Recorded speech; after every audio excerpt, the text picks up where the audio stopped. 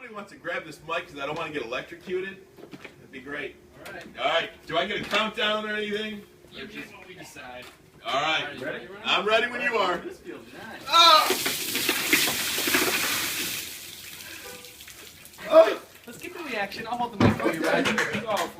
So now I have to nominate, what, 3 people? Is it 3? Yeah. So sure. I'll nominate my niece, Sadie Armani.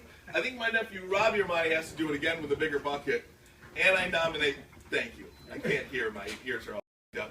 And Assistant Fox 2 News Director, Laura Moore. You're next. Thanks, everybody. Welcome to The Watcher. So as you know, this is a new channel and we've already received an amazing amount of support. So as a thank you, we're going to be doing a giveaway of some $50 Amazon gift cards. All you have to do to enter is subscribe to the channel and then drop a comment down below letting me know that you've done so. All right, now that that's out of the way, let's get back to the video. In a moment we've all seen many times by now, at the 2022 Oscars, Chris Rock made a joke about Jada Pinkett Smith, and before anyone could really process it, Will Smith walked up on stage and slapped him. It happened completely live. No delay, no cutaway. Jada, I love you. G.I. Jane 2, can't wait to see it. All right? Uh-oh, Richard. Oh, wow. Wow. Keep my wife's name out your fucking mouth. Wow, dude. I don't see that as being a typical process, nor is it a typical process to be We've working on. got to go now. I want to thank you both. Thank you. All right, it's back to you, Jim. Ollie, don't let her go away. That's what. Does she have a response to that? Is she still there? What's that? Did the lady just leave? Yeah. Oh, that's too bad. We should have kept that discussion. She's back if you want her. Yes. She heard you. So what do you want now? Well, if I have to teach you how to be a reporter, Ollie, I'll do that later. Why don't you do that later, Jim? I think the lady expressed herself, and you're not here, you're there. Is there any question you'd like me to ask her? I'll give you lessons on how to become a reporter later I'll give on. you some lessons on how to be an editor, because I was your boss once. Yeah, you were, and are no longer. How did that happen? Well, I don't Here's know. Annabelle DeMillo. Kathy Lee interviewed Martin Short and kept asking about his wife, not realizing she had passed away 2 years earlier. And he and Nancy have got one of the greatest marriages of anybody in show business. How many years now for you guys? We married 36 years. Yeah. But you're still like in love. Madly in love. Madly in love. Why? And you make each other laugh. Yes. Right? Yeah. Speaking of making each other laugh, you have a little something in that bag. Oh, Well, yeah. this is something that... It was clearly an honest mistake, but it was painfully awkward to watch live, and it brought into question her interviewing competence. In 2023, a BBC presenter was caught flipping someone off right before going live. The camera was already on. It was only a few seconds, but on live TV, that's all it takes.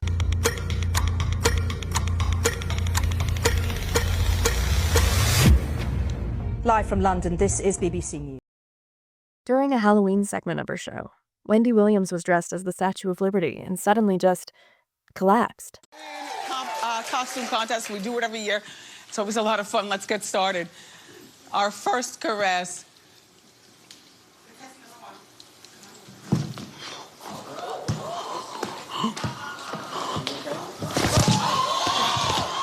At first, people thought it might be a bit. People really started to worry about her after this, and because of that, her career was never really the same. Way out of hand. Just take a listen to some of this stuff. Carol, when it comes to the weather, we want no monkey business, okay? All good things. It's 49 degrees in Philadelphia, Nicole.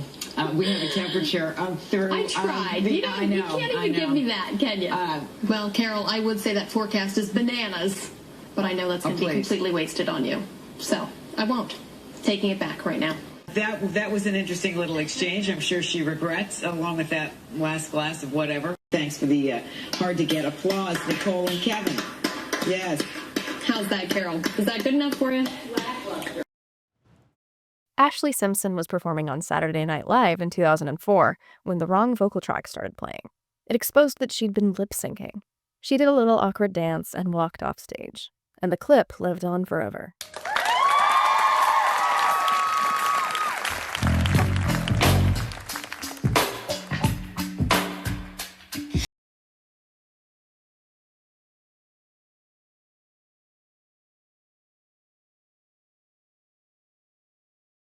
We were out here yesterday and we were noting that the decorative kale that we planted in the 90s backyard is probably going to attract hipsters. But Do you I smell don't see them out yet. here what's going on? Oh, Don't out look here. at me like I'm crazy every time I ask you a question. Like You this. said, do you smell? And I'm like, Because it smells like orange blossoms. Oh, got it. Yeah. Where did you think I meant? I smell your hairspray mainly. I didn't want to say that. That's but the most important thing I'm told. You forced me into a corner. You don't have any product? Well, please don't ever touch me again. All right. It is so. Talk about weather? Mhm. I don't know. If it strikes you, if you feel like talking about weather. You could do the forecast today. What do you see? Sunshine. Enjoy Colorado. We don't now, where know. do I pick up Kathy Saban's paycheck? In 2017, Kathy Griffin posed for a photo holding a prop designed to look like the severed head of President Trump. Kathy Griffin in that image. President Trump's responding right now. There's the photo. We've blurred out the bloody replica of President Trump's head that she was holding. And the president did tweet moments ago, Kathy Griffin should be ashamed of herself. My children, especially my 11-year-old son, Barron, are having a hard time with this. Sick. When the photo went public, the reaction was instant and intense. Sincerely apologize. I am just now seeing the reaction of these images. I'm a comic. I crossed the line. I moved the line, then I cross it. I went way too far. The image is too disturbing. I understand how it offends people. It wasn't funny. I get it. She lost her New Year's Eve hosting job not long after. During a performance on Saturday Night Live, Sinead O'Connor held up a photo of the Pope and ripped it up on live TV. Over evil.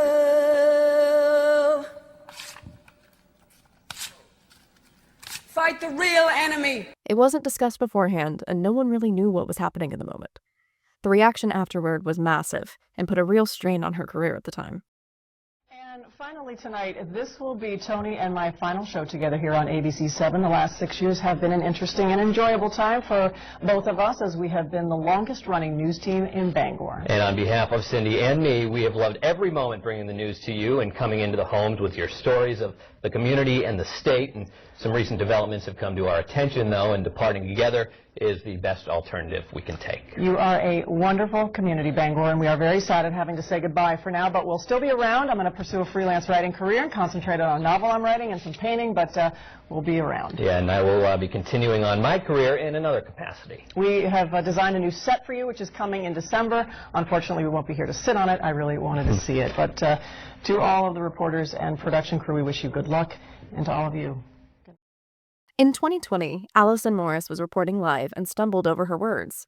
The way it came out sounded like a racial slur to a lot of viewers. It seems like he was just the kind of athlete, the kind of star that was perfectly cast on the Los Angeles Lakers. Wow. NBC later said it was accidental, that by then the clip was already everywhere. Now, of course, the backlash was swift on social media. People were calling for her firing, so she apologized by sending out the following tweet. She said, "Earlier today, while reporting on the tragic news of Kobe Bryant's passing, I unfortunately stuttered on air, combining the names of the Knicks and the Lakers to say Nakers." First of all, Allison, the Knicks have nothing to do with this. Like nothing at all. Like absolutely zero. Okay, those teams, the Knicks and the Lakers, are on two different coasts. Kobe never played for the Knicks. Like there was absolutely zero reason for the Knicks to be on your mind.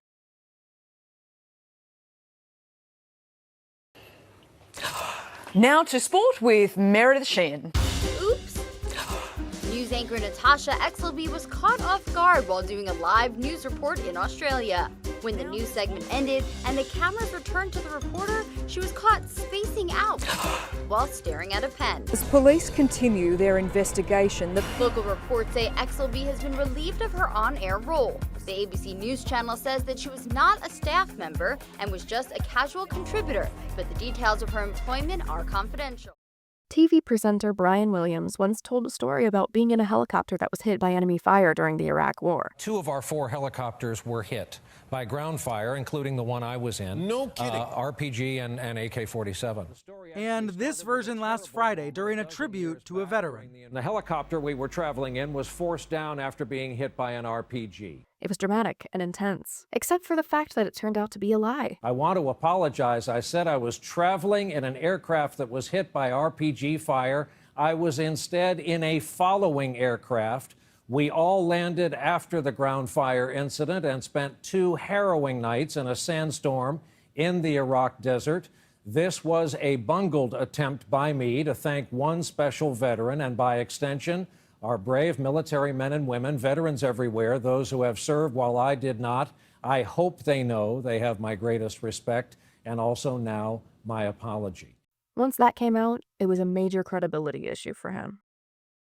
For years, Matt Lauer was basically the face of the morning news. He co-anchored the Today Show for over 2 decades, interviewed presidents, celebrities, everyone. He had this polished, trustworthy image that felt really solid. But in 2017, when allegations of sexual misconduct came out and NBC fired him, that image cracked almost overnight. And suddenly, old interview clips started resurfacing in a new, very different light. What is Matt's most annoying habit? He pinches me on the ass a lot. Wow! I wouldn't have a problem with that. Skier Michaela Schifrin won a world championship at the tender age of 17. Now she's 18. Everybody talks about how young you are, but you are no novice. You are a force. Thank you. It's nice talking to you. You too. One of the clips that resurfaced was a 2012 interview with Anne Hathaway. During the segment, he brought up paparazzi photos taken of her in a way that felt invasive and weirdly personal. At the time, it was brushed off as awkward morning show banter. I'd be happy to stay home, but the film. Let's just get it out of the way. You had a little wardrobe malfunction the other night. What's the lesson learned from something like that, other than that you keep smiling, which you always do? Well, it was obviously an unfortunate incident. Yeah. I was very sad that we live in an age when someone takes a picture of another person in a vulnerable moment and rather than delete it and do the decent thing, sells it. Yeah, in other words, oh, my producer just told me in my ear, boy, Matt, you look like an ass. In 2018, during a Halloween segment on her morning show, Megyn Kelly questioned why blackface was considered racist. It sounded like she was just thinking out loud, but the backlash was immediate. Within weeks, her show was done. But what is racist? Because truly, you do get in trouble if you are a white person who puts on blackface on Halloween, or a black person who puts on whiteface for Halloween. Like, back when I was a kid, that was okay as long as you were dressing up as like a character. She made her skin look darker than it really is, and people said that was racist. I don't know how that got racist on Halloween. Social media is exploding in reaction to Kelly's remarks. In 1986, Geraldo Rivera hosted a live primetime special to open what was believed to be a secret vault linked to Al Capone, the notorious 1920s Chicago mob boss. Because of Capone's criminal empire, people speculated it could contain hidden cash, weapons, or major evidence. The event was heavily promoted for weeks, with millions tuning in for what felt like a historic moment. After all that anticipation, the vault was empty. The moment of truth came earlier this evening when workmen using dynamite blew up the brick and concrete wall that had been billed as Capone's secret vault. Workmen found plenty of dirt and rubble, but little of value. You never know yet, it may be in here. On The Talk in 2021, Sharon Osbourne got into a tense back and forth with her co-hosts during a discussion about race and public criticism. You could feel the shift in tone as it was happening. Everybody goes, if you support him, then you must be racist because he's racist. What's it got to do with me? How can I be racist about anybody? How can I? Well, what? We will be right back. What? We have more topics, so don't go away. And I think we should stop this. The show ended up pausing production soon after.